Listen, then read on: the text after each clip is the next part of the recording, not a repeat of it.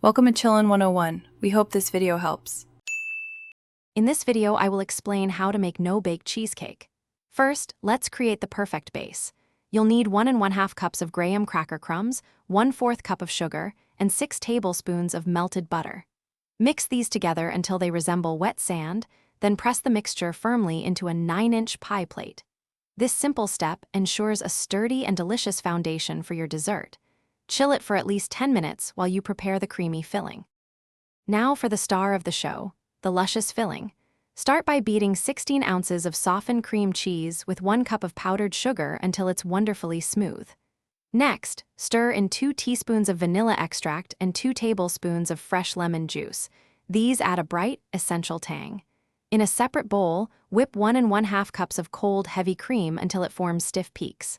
Finally, gently fold the whipped cream into the cream cheese mixture until it's just combined, creating a light and airy texture. With your crust and filling ready, it's time to bring it all together.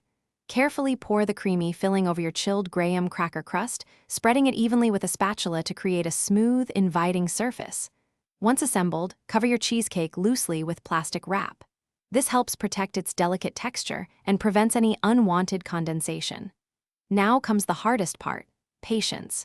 Refrigerate your masterpiece for at least 4 hours, but for the best results, let it chill overnight. This ensures it sets perfectly.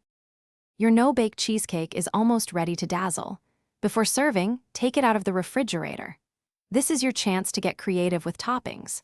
Fresh berries like strawberries or blueberries, a drizzle of chocolate sauce, or a vibrant fruit compote all make fantastic additions. For perfectly clean slices, dip a sharp knife in hot water and wipe it clean between each cut. Serve your beautiful creation immediately and savor every creamy, dreamy bite of your homemade, no-bake cheesecake. Enjoy! Thanks for watching. Consider subscribing if we helped you.